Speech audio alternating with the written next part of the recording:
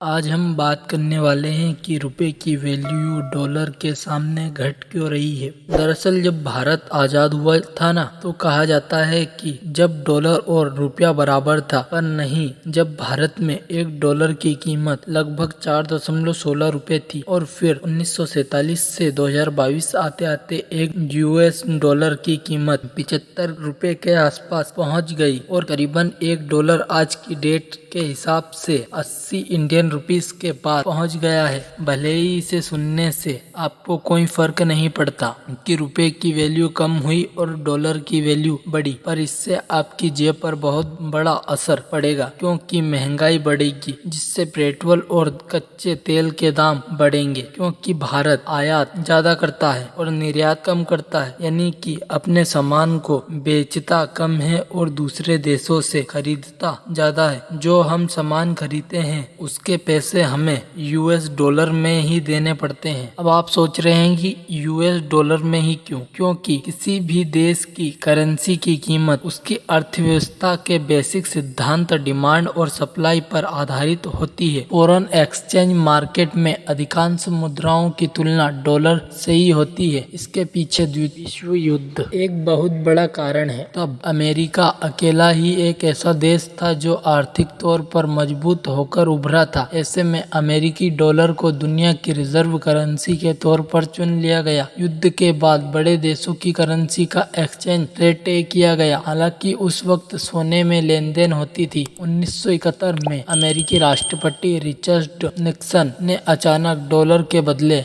Golden exchange पर रोक लगा दी। आज दुनिया भर में केंद्रीय बैंकों की विदेशी मुद्रा का 64% डॉलर ही है। तभी से अंतर्राष्ट्रीय तौर पर किसी भी देश के सामान की लेन देन डॉलर में ही ज्यादा होती है। इसीलिए हमें रुपए के बदले डॉलर देने होंगे। जैसे मान लीजिए कि 1 लीटर तेल की कीमत 100 रुपए है। हमने किसी भी देश से 2021 के अंत में 10 लीटर तेल खरीदा, तब $1 की कीमत 75 रुपए थी, तो हमें 750 रुपए देने होंगे। और अब उसी 10 लीटर तेल के लिए हमें करीबन 800 रुपए देने होंगे। पर हमारा देश लाखों करोड़ों रुपए का आयात करता है, जिससे हमें कई करोड़ रुपए ज्यादा देने होंगे। एक बड़ा कारण यह भी है कि यूक्रेन और रूस युद्ध के चलते महंगाई बढ़ी है, जिससे पूरी दुनिया पर असर पड़ा है। एक और बात यह है कि निवेशकों ने आर्थिक मंदी के कारण हमारे देश से पैसे निकाल लिए हैं और वह अपने पैसे को सुरक्षित स्थान पर निवेश कर रहे हैं। एक और कारण यह भी है कि कोरोना के कारण भी हमारे देश की आर्थिक व्यवस्था खराब हो गई थी। ये तो डॉलर के बढ़ने के नुकसान है, पर इसके कुछ लाभ भी हैं। जो भारतीय बाहर दूसरे देशों में काम कर रहे हैं, उनका पैसे की वैल्यू बढ़ेगी, रुपए की वैल्यू और ना गिरे। इसलिए रिजर्व बैंक ऑफ इंडिया अपने विदेशी मुद्रा भंडार से और विदेश से डॉलर खरीदकर बाजार में उसकी मांग पूरी करने का प्रयास करता है। इससे डॉलर की कीमतें रुपए के मुकाबले स्थिर कुछ हद तक मदद होती है। अगर हमें रुपए को और मजबूत करना है तो हमें विदेशी मुद्रा भंडार के घटने और बढ़ने से ही हमारे देश की मुद्रा की चाल तय होती है। अगर भारत के विदेशी मुद्रा भंडार में डॉलर अमेरिका के रुपयों के भंडार के बराबर है तो रुपए की कीमत स्थिर रहेगी। हमारे पास डॉलर घटे तो रुपया कमजोर होगा, बढ़े तो रुपया मजबूत होगा। आज की वीडियो में बस इतना ही। अगर यह जानकारी आपको अच्छी लगी तो लाइक सब्सक्राइब कर देना और हाँ, कमेंट में जरूर बताना कि आपको अगला वीडियो किस टॉपिक पर चाहिए। जय हिंद, जय भारत।